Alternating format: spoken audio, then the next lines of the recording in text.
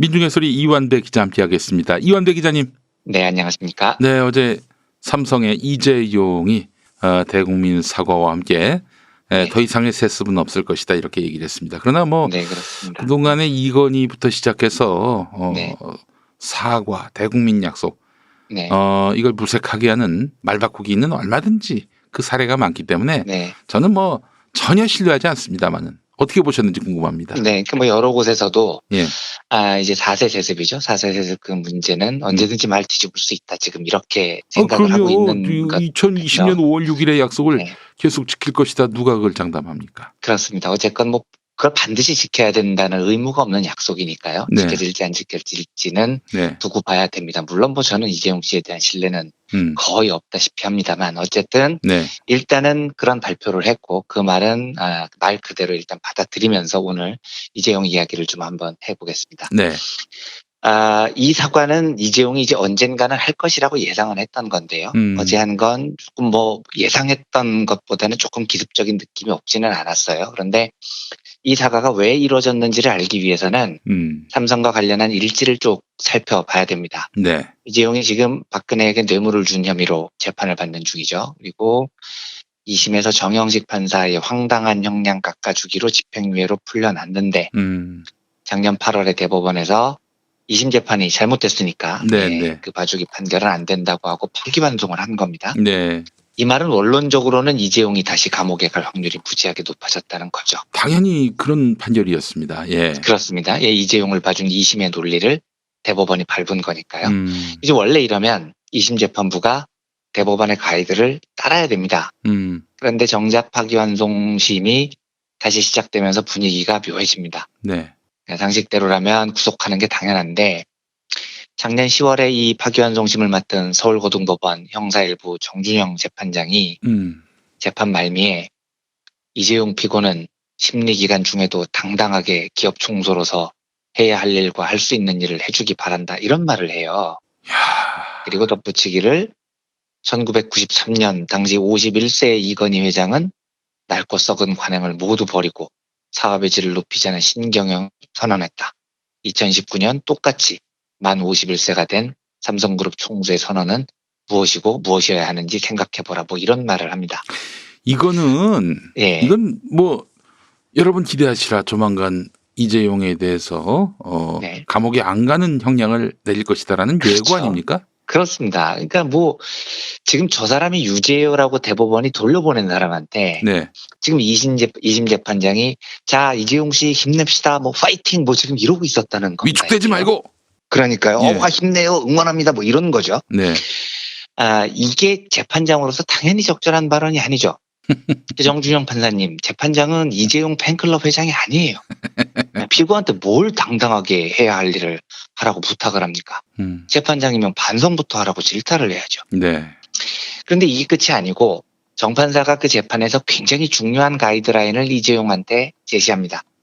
기업 내부에 실효적인 준법 감시 제도가 작동되고 있었다면 이런 범죄가 안 일어났을 거다라면서 미국의 연방 양형 기준 제8장이라는 것을 거론합니다. 제가 잘 모르는 얘기인데 이야기를 들어보니 뭔 말이냐면 미국 연방 양형 기준 8장이 기업 안에 준법 감시 기구가 제대로 작동하면 이재용 같은 고위 임원들이 법을 위반해도 뭐 형을 깎아준다 이런 내용이래요. 그러니까 이걸 지금 이재용한테 재판장이 알려준 겁니다. 이 말은 이재용 씨 빨리 준법 감시 기구 같은 거 만드세요.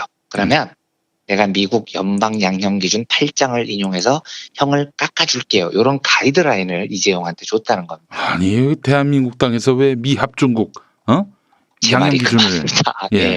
제가 법을 잘 모르지만 그건 미국 이야기고요. 네. 우리나라에는 그런 법조항이 없다는 겁니다. 그런데 왜 굳이 우리 법에 없는 미국 법까지 끌어 들어가면서 이재용을 봐주려고 하냐는 거죠. 네. 요 가이드라인이 올해 1월에 더 구체화가 됐습니다. 1월 17일에 재판부가 회복적 사법이라는 생소한 개념을 꺼내들었습니다.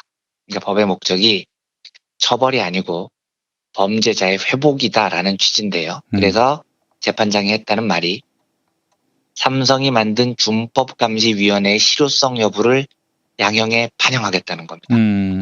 이제부터는 재판부가 거의 대놓고 형량을 깎아주겠다고 나선 거죠. 예. 근데 보십시오. 이게 얼마나 웃긴 이야기냐면 준법감시위원회를 만들면 깎아주겠다는 건데 그 준법감시위원회를 누가 만드냐고요. 삼성이 만드는 거잖아요.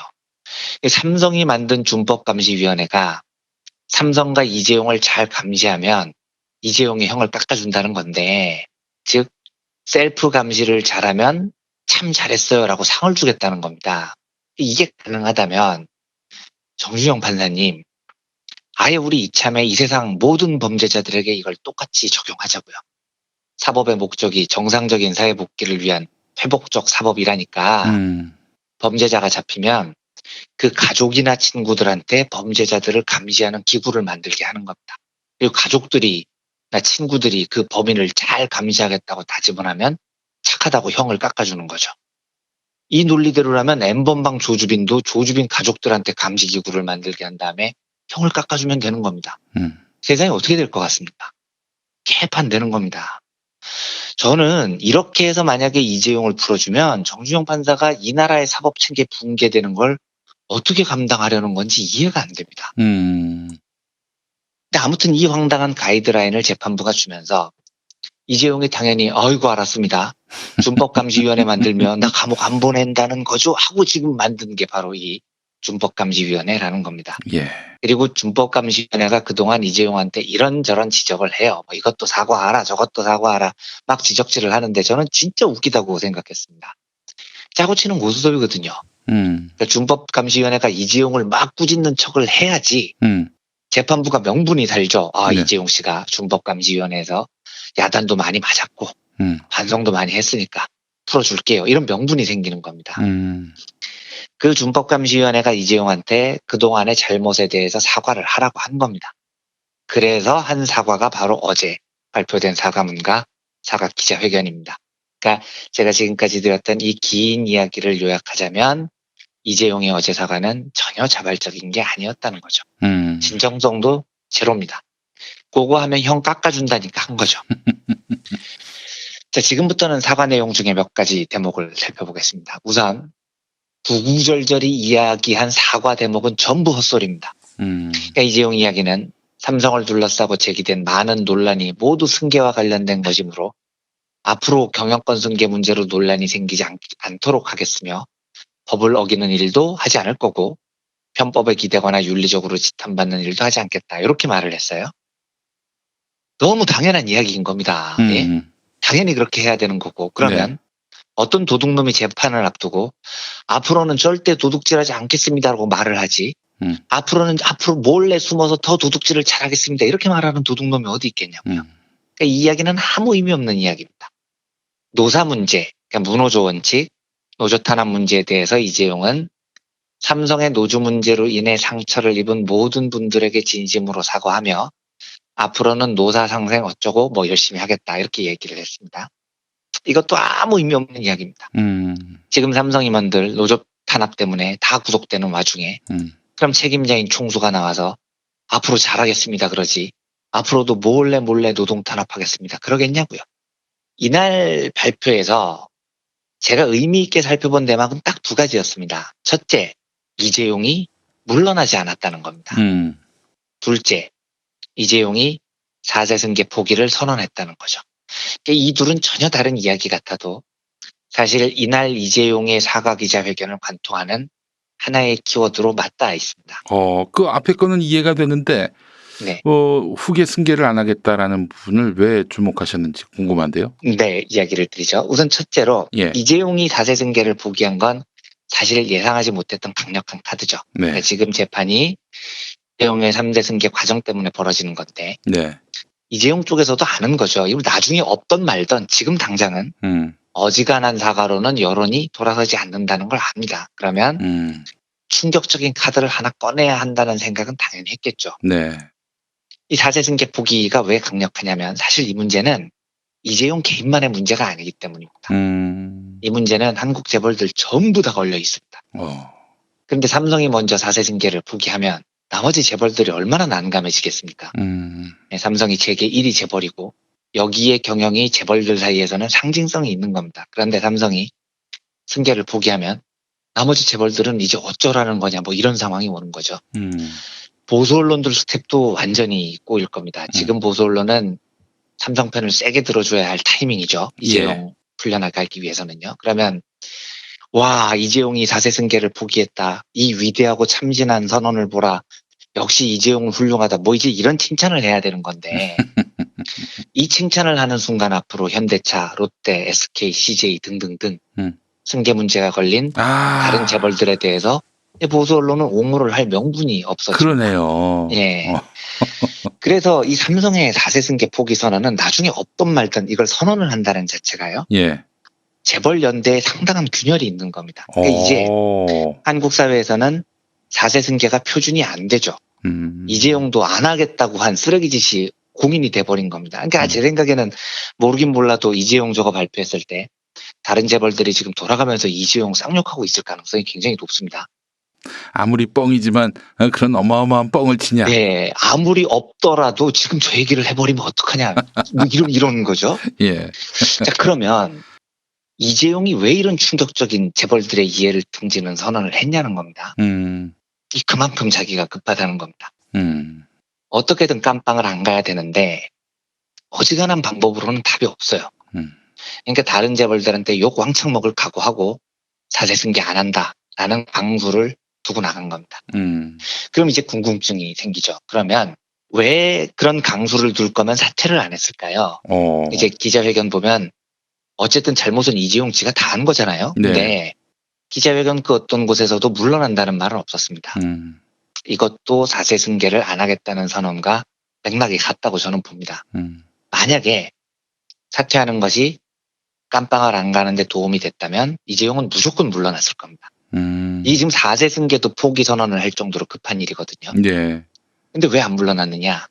그 자리를 지키고 있어야 이제 재판부가 국가 경제를 위해서 이재용을 풀어줍니다. 뭐 이런 명분을 지킬 수 있거든요. 하하. 예, 그러니까 이재용이 지금 사퇴를 하면 제가 장담하는데 삼성은 놀라울 정도로 아무 일도 벌어지지 않고 잘 굴러갈 겁니다. 예, 이재용 없어도 잘 굴러가요. 그러면 이재용이 구속되지 않아야 경제가 좋아진다. 이 논리가 헛소리라는 게 금방 입증이 되잖아요. 이 재판부가 명분이 없어지는 거죠. 그래서 사퇴카드를 안 썼다고 저는 판단합니다.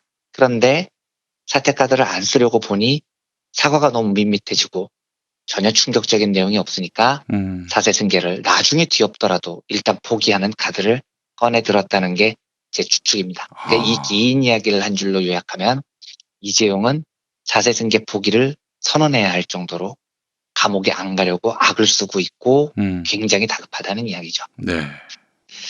네, 그러면 앞으로 전망을 해보겠습니다.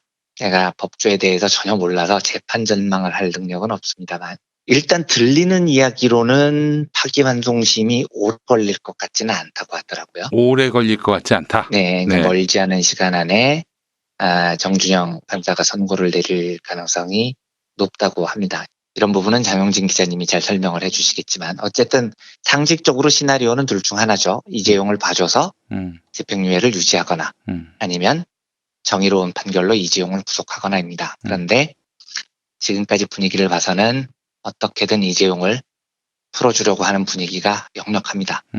그러니까 준법 감시도 만들고 어제 사과도 하고 뭐 이런 쇼를 하는 거죠.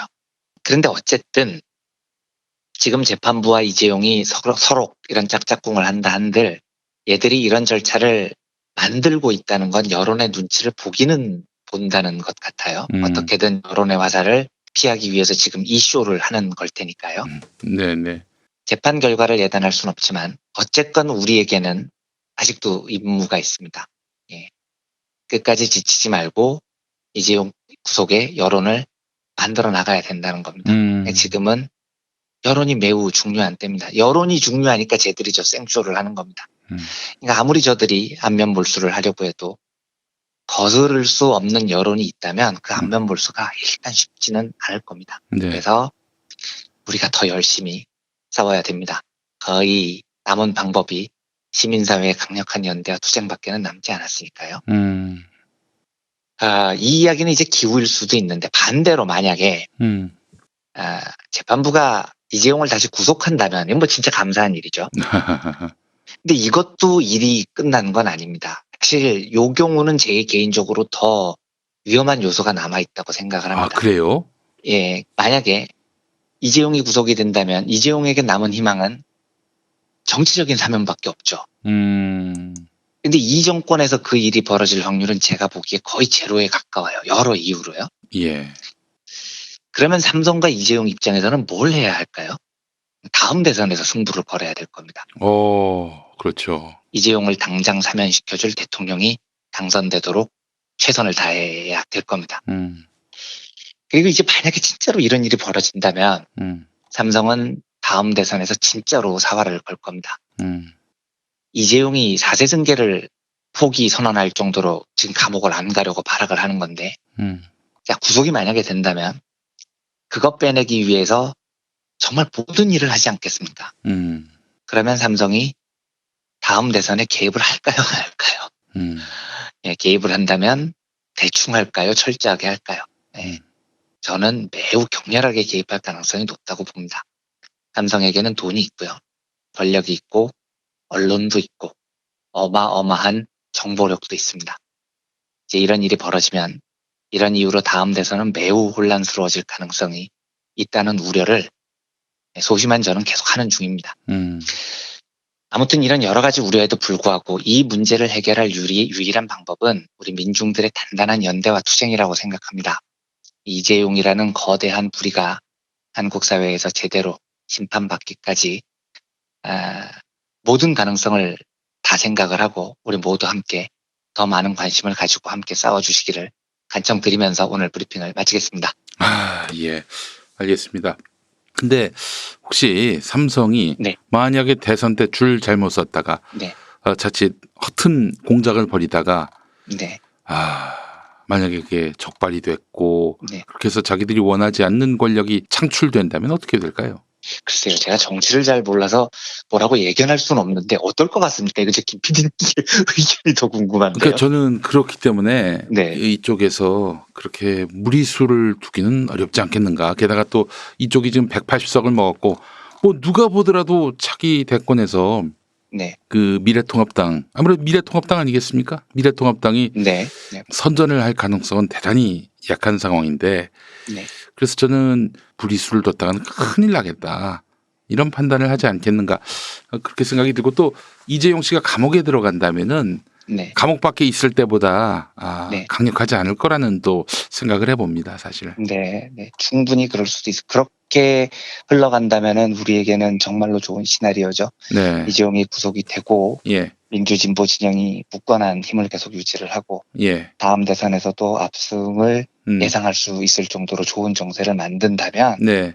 이재용을 단죄하는 데까지 가장 좋은 시나리오가 될 것 같습니다. 그렇게 근데 되도록 뭐 진짜 노력해야죠. 정말로요. 네. 당장자 정준영 씨가 어떤 판결을 내릴지 네. 뭐 누구도 예측할 수 없는 상황이기 때문에 그렇습니다. 그거부터 지금 발등에 급한 불이죠. 예, 또 시민이 뜨겁게 뜻을 모아서 이재용 꼼수 쓰지 말라. 네. 당신이 할 수 있는 것은 사퇴다. 그리고 사법적 책임을 지는 것이다. 이런 목소리에 우리가 뜻을 모아야 하지 않겠나 하는 생각을 해봤습니다. 네, 그렇습니다. 네, 이한배 기자님 오늘 말씀 잘 들었습니다. 고맙습니다. 네, 감사합니다.